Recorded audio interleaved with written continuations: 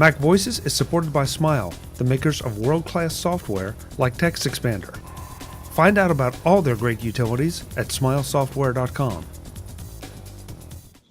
Hi, I'm Chuck Joyner. This is MacVoices at Macstock in Chicago.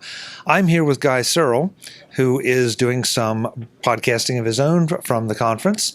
And we're going to do something a little different because while he's on MacVoices, I'm going to be on his show at the same time. So, Guy, crank up the MyMac Podcast. And welcome everyone to the last and final, maybe, section of the MyMac.com podcast here at Macstock 2018. We are having a wonderful time, and I'm joined in this third segment with Chuck Joyner. So, Chuck, tell me, what have you been doing during this show? Well, I've been doing some speaking, I've been doing some interviews, and now I get to talk to you. Oh, I'm sorry. So you're not ending on a high note then? Well, I'm not ending yet, so this is not the end for MacVoices here at Macstock. How about you? Have you just been hanging out here? Because it seems to me that your setup, we're talking through about 17 miles of cable. Oh, my God. Yeah. I set up all of this gear yesterday, and then I had trouble with two of the microphones. And fortunately, Oliver from Boink's Software was here, so he was giving me a hand with some of the livecast stuff that I was doing. But, you know, and I've come to realize that for all of this stuff that I brought, I could have left about half of it at home, and everything still would have been fine. I didn't need the headphone amplifiers and all the headphones because we're at one table and everybody can hear everyone else. So yeah, so that's it's live and learn. Next year I'll have less stuff. Well, and I confess I'm in the same boat. I brought too much gear, but you weren't quite sure of what we're going to set up and how we're going to set up, right. And so you think, gee, the last thing I want to do is not have that one piece of kit that I really need. Yeah, and I didn't have that one piece of kit that I really needed. In order to make the headphone amp work, I needed a quarter to a quarter TRS cable. Didn't have one. They weren't here on the table. And by the time everything was done yesterday, it was too late to go and get one. And then I realized I didn't need it anyway. So I was like, okay. So what have you thought of Macstock so far? I mean, we're in the second day here. We're about almost halfway through the second day. I've had a chance to sit in some of the presentations, not nearly as many as I'd like because I was prepping for mine. But you may have had a little more opportunity, or you may have been here trying to get things to work. I've pretty much been here making things work. I have actually, and for the last 2 or 3 years, I've actually missed almost all the presentations because I was so focused on getting all, I was talking to Adam on Friday, and I was telling him about all the stuff I was going to do, and he looked at me. He says, "You're a freaking gearhead," and it was like, "Oh God, no, I'm not." Yes, I am. I can't deny it. So I come out to shows like this. It was the same way when I was going to Macworld, the Macworld Expo, especially the last 2 years when the only thing I took out there was an iPad. I did everything from an iPad, which I guess you're kind of doing this year, and it can be done, especially back then. It just takes 3 times as long to do anything that you want to do. But it does work. You can make it all work. And that's part of what being a gearhead means, is you look for ways to make things difficult that should be easy. I don't know if I'm going to accept that, but I think there is this strange attraction to buttons and switches and things that plug in. Yeah. And that... I think that has a lot to do with my upbringing in South Florida in the 70s. I just always got to find those buttons to push. Sure, but I'm not sure that had anything to do with time or location. I think it's somewhere in the genes. Well, I'm wearing shorts today. Oh, sorry. So the other thing you did do yesterday is you and Tim Robertson put on the MyMac, I'm sorry, contest or the MyMac game show. The game show, game show, and it was a great way to end the day because everybody seemed to be having a good time, and you rejiggered it this year so that more people got to participate. Yeah, well, we also had a lot more prizes to give away. So the way it worked last year, we had questions up on the board, and I would run around, and get people to participate, and they would have to answer the question. This year, we decided to kind of change it up. We would have some guest VIPs up on stage. We had Barry Falk, we had Kelly Gumont, we had I just had him. I'm so tired. Dr. McLevitis. Yeah, Dr. McLevitis. And we had Robo Larry from OWC. And one of the funniest moments wasn't on screen. Because at first, we weren't even really sure if we were going to be able to have him on because we were having connection problems. And then after Tim and I had kind of gotten started, they wheeled out Robo Larry. And he turned and he started going toward the end of the stage. And of course, Larry O'Connor, who's the CEO of MacSales.com, visit them for all of your needs. He couldn't see where the end of the stage was. So he's rolling forward, and the closer he got to the end, the buzz in the room was like, no, no, no, no, no. And I think somebody actually went and restrained Robo Larry to keep him from going off the stage. And I was talking to somebody later. I said, what would have been really funny if it probably would have destroyed Robo Larry. But if you had made it so that it rolled off the stage, and then when you picked it up and put it back on the stage, Robo Larry had a bloody nose. So like a virtual injury. It was an interesting idea, and of course, what could go wrong?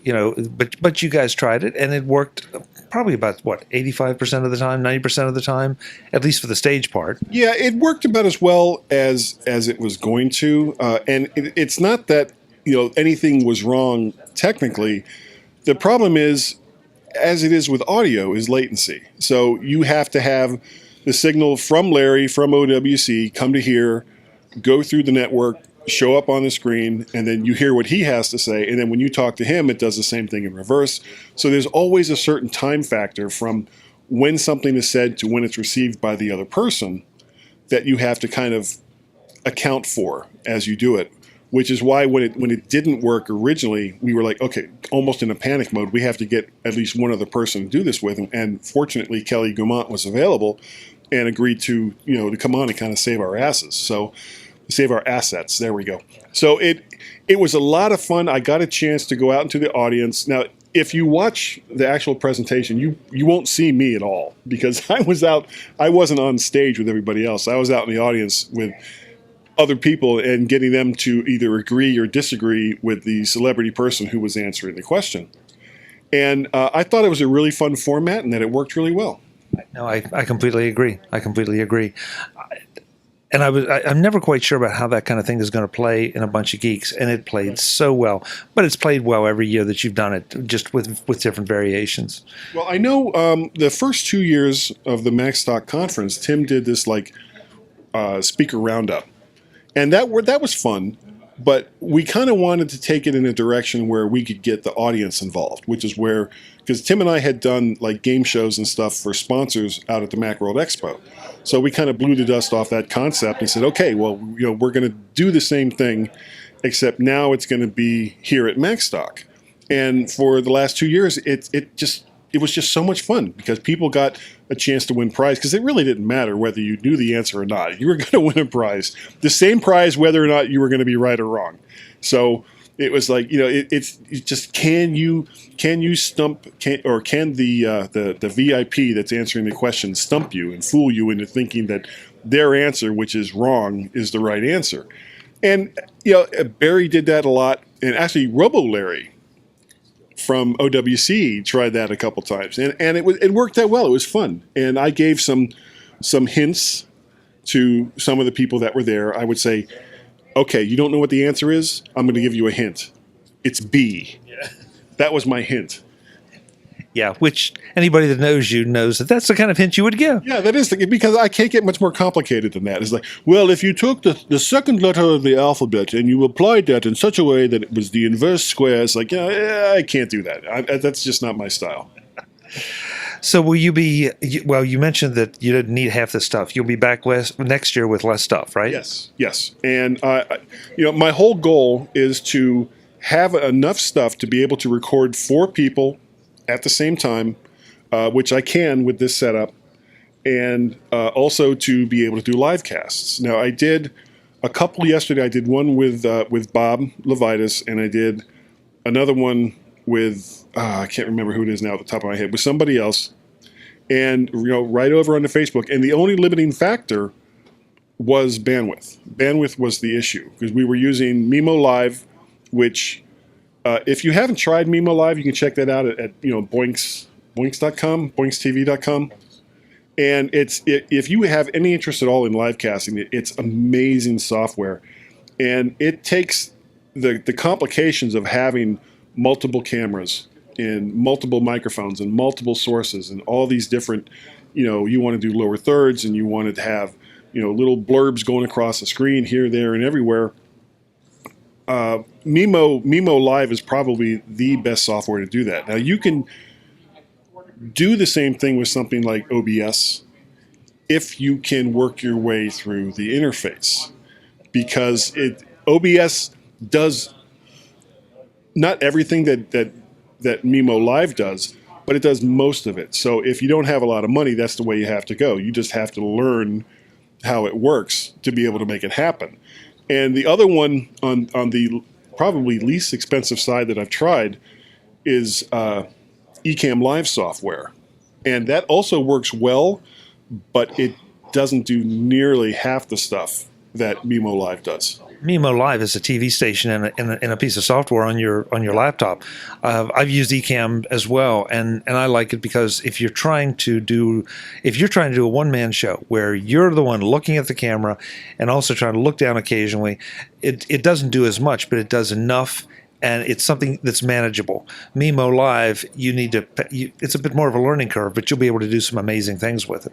Yeah, and the nice thing about Mimo Live, you can set up everything that you want to have. You go from a screen that has your splash screen, with your logo or whatever on it, and then you want your camera that is focused on you to come in and then have a lower third attached to that, and then that go away, and then you want a scrolling URL to come on after that. You can do all that in Mimo Live, and it's just, I want to use shortcut O, and all that stuff just happens. Yeah, but again, it's a lot of pre-production. Yes. Whereas with Ecamm, and I've used Switcher Studio here at Macstock to send some stuff to Facebook Live. There, it's just a matter of one camera. Well, with Switcher you can do more, but at least for right now, I'm doing one. Right. And you don't have to do a lot of pre-production. You can, but you don't have to. So. Well, and with something like Ecamm Live, you can't do a lot of pre-production because it's limited in what it can do, not necessarily on purpose, but they know their audience. And for a person that's doing live casts, that's doing it by themselves, something like Ecamm works well because chances are they're only going to have one audio source and they're only going to have one video source. So you don't need to be doing a lot of switching between all those things because it's from the moment that you start until the moment that you end, it's going to be just those things, those few things. Okay, so we have to wrap up both shows. Do you want to wrap first or should I wrap first? Well, you started, so why don't I wrap first? Okay. So everyone, thank you. Chuck, thank you for being on. I really do appreciate it. And chances are, even though I'm at 1 hour and 10 minutes into this podcast, I'll probably do one or two more sections. This is going to be a real long one. So everyone, please stand by, and the mighty, mighty MyMac.com podcast will be right back. Very nice. Very nice. I know, it's so professional. It's you. It's you. Oh, were you at the game show thing last night that they were doing? Where it was like the Twitch and Jack games kind of thing? Oh, we stopped in the room, but I didn't stay. Apparently, after I left, my name came up a lot in a lot of those answers, and I don't appreciate that. Do you know who was responsible? No, it doesn't matter. I'm just kidding. It was fun. Taking my name in vain. That's fine. It doesn't bother me at all, and you can tell from the tone of my voice. This has been a lot of fun here at Macstock, folks. You should have been here. I'm Chuck Joyner. We'll be back with more from Macstock in Chicago. Thanks for watching. Visit MacVoices.com for show notes and to connect with Chuck on social media.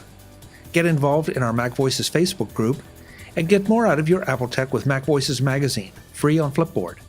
And if you find value in it all, consider supporting us at patreon.com/MacVoices and join these folks who help keep MacVoices coming to you. Advertising handled by Backbeat Media at backbeatmedia.com. Bandwidth provided by CashFly at cashfly.com.